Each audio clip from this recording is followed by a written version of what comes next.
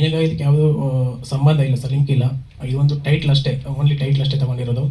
So ಯಾಕಂದರೆ sir ಈಗ ಹೊಸಬರ ತಂಡಕ್ಕೆ ಈಗ ಅಂದರೆ ಜನರು ರೀಚ್ ಆಗೋದು ತುಂಬಾ ಕಷ್ಟ. ಈಗ ಹಾಗಾಗಿ ನಾವು ಒಂದು ಟೈಟ್ಲ್ನ ನಿನಗಾಗಿ ಅಂದರೆ ಇದು ನಿನಗಾಗಿ ಸೂಪರ್ ಹಿಟ್ ಬಿಡಿ ಸರ್, ಅದು ಸೂಪರ್ ಹಿಟ್ ಆಗಿರೋದ್ರಿಂದ ಸೊ ನಾನು ಅದು ಆ ಮೂವಿಗೆ ಯಾವುದು ಕಂಪೇರ್ ಮಾಡ್ತಿಲ್ಲ.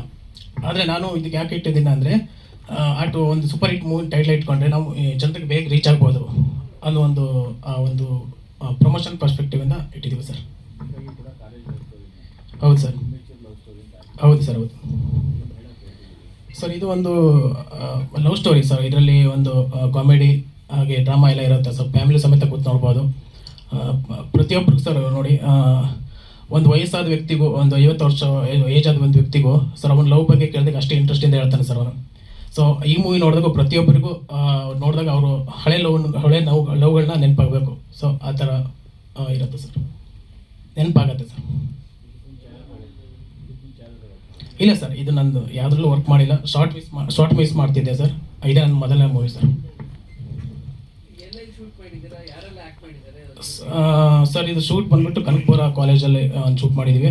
ಮತ್ತು ಇಲ್ಲಿ ಬಂದರಿಗೊಟ್ಟ ಅಕ್ಕಪಕ್ಕ ಇದರಲ್ಲಿ ಶೂಟ್ ಮಾಡಿದ್ದೀವಿ ಸರ್. ಸಬ್ಜೆಕ್ಟ್ ನಂದೆ ಸರ್, ಕತೆ ಇಲ್ಲ ಸರ್, ಇಲ್ಲ. Thank you sir. ತುಂಬ ಥ್ಯಾಂಕ್ಸ್ ಸುನಿಲ್ ಸರ್. ಅಂದರೆ ಹೊಸಬರಿಗೆ ಅವಕಾಶ ಕೊಡೋದು ಬಹಳ ಕಷ್ಟ ಇತ್ತೀಚಿನ ದಿನಗಳಲ್ಲಿ. ಅವರು ಆ ಸಣ್ಣ ಸಣ್ಣ ಪ್ರತಿಭೆಗಳನ್ನು ಅಬ್ಸರ್ವ್ ಮಾಡಿ ಅವ್ರ ಹತ್ರ ಕೆಪಬಿಲಿಟಿ ಇದೆ, ಅವ್ರಿಗೆ ಒಂದು ಅವಕಾಶ ಕೊಡ್ಬೋದು ಅಂತ ನಮ್ಮನ್ನು ಗುರುತಿಸೋದಕ್ಕೆ ತುಂಬ ಥ್ಯಾಂಕ್ಸ್. ತುಂಬ ಥ್ಯಾಂಕ್ ಯು ಪ್ರಕಾಶ್. ಹಾಂ ಸರ್, ಟ್ರೈನಿಂಗ್ ಮಾಡಿದ್ದೆ ಕದಮ್ಮ ಅಂತ ಒಂದು ಇನ್ಸ್ಟಿಟ್ಯೂಟ್ ಹೇಳಿ. ನನ್ನ ಗುರುಗಳು ಬಂದು ಹರೀಶ್ ನೀನಾಜಮ್ ಅಂತ, ಆ್ಯಂಡ್ ರೂಪಾಂತರ ಅಂತ ಅವ್ರದ್ದೊಂದು ನಾಟಕ ತಂಡ ಇದೆ, ಅಲ್ಲಿ ನಾನು ನಾಟಕಗಳನ್ನು ಮಾಡ್ತಾ ಇದ್ದೆ. ಆ್ಯಂಡ್ ನನ್ನ ಗುರುಗಳು ಬಂದು ಹರೀಶ್ ನೀನಾಜಮ್ ಅಂತ ಹೇಳಿ ಅವ್ರದ್ದು. ಸರ್ ಪ್ರಕಾಶ್ ಸರ್ ನನಗೆ ಮುಂಚೆಯಿಂದ ಪರಿಚಯ ಇದ್ದರು. ಅವರು ಕೂಡ ಇನ್ಸ್ಟಿಟ್ಯೂಷನಲ್ಲಿ ಫಿಲ್ಮ್ ಮೇಕಿಂಗ್ ಆ್ಯಂಡ್ ಆ್ಯಕ್ಟಿಂಗ್ ಎಲ್ಲ ಅವರು ಕಲ್ತಿದ್ದಾರೆ. ಸೊ ಹೀಗೆ ಡಿಸ್ಕಷನ್ಸಲ್ಲಿ ಇರಬೇಕಾದ್ರೆ ಒಂದಷ್ಟು ಶಾರ್ಟ್ ಫಿಲ್ಮ್ ಸ್ಕ್ರಿಪ್ಟ್ಗಳನ್ನ ಒಟ್ಟಿಗೆ ಮಾಡ್ತಾ ಇದ್ವಿ. ಸೊ ಈ ಥರ ಒಂದು ಸ್ಕ್ರಿಪ್ಟ್ ಇದೆ, ಅಪ್ರೋಚ್ ಮಾಡಿದ್ರು, ಹಿಂಗೆ ಮಾಡೋಣ ಒಟ್ಟಿಗೆ ಒಂದು ಟೀಮ್ ಆಗಿ ಅಂತ. ಸೊ ನನಗೂ ತುಂಬ ಇಷ್ಟ ಆಯ್ತು. ನನಗೆ ಹೊಸಬರಿಗೆ ಒಂದು ಅವಕಾಶ ಸಿಗೋದೇ ಕಷ್ಟ. ಸೊ ನಾನು ಅದನ್ನು ಮಿಸ್ ಮಾಡ್ಕೊಳ್ಳೋಕೆ ಇಷ್ಟಪಡ್ತೀನಿ. ಸರ್ ತುಂಬ ಇಷ್ಟ ಆಗಿದ್ದೇನೆಂದರೆ, ನನಗೆ ಕತೆ ಪರ್ಸ್ಪೆಕ್ಟಿವಿಂದ ಹೇಳಿದ್ರೆ ಇಟ್ ವಾಸ್ ಲೈಕ್ ಇದನ್ನೆಲ್ಲ ನಾವು ಅನುಭವಿಸಿದ್ದೀವಿ ಅನ್ನೋ ಫೀಲ್ ಬಂತು ಮೊದಲನೇದಾಗಿ. ಆ್ಯಂಡ್ ಎರಡನೇದಾಗಿ ಅವ್ರ ತಂಡದ ಅವ್ರ ಕಡೆಯಿಂದ ಹೇಳಬೇಕಂದ್ರೆ ಅವ್ರಿಗೆ ಇದ್ದಿದ್ದು ಕಮಿಟ್ಮೆಂಟ್ಸ್ಗಳು ತುಂಬ ಇಷ್ಟ ಆಯಿತು. ಅವರಾಗಿರ್ಬೋದು, ಅವರ ಕ್ಯಾಮ್ರಾಮ್ಯಾನ್ ಆಗಿರ್ಬೋದು, ತುಂಬ ಪ್ರಿಪ್ರೇಷನಲ್ಲಿ ಬಂದಿದ್ದರು. ಸೊ ಅದೆಲ್ಲ ತುಂಬ ಇಂಪ್ರೆಸಿವ್ ಅಂತ ಅನ್ನಿಸ್ತು. ಇದೀಗ ತಾನೇ ನಮ್ಮ ಗಣೇಶ್ ರಾವ್ ಸರ್ ಅವರು ಮುಖ್ಯ ಅತಿಥಿಯಾಗಿ ಬಂದಿದ್ದಾರೆ.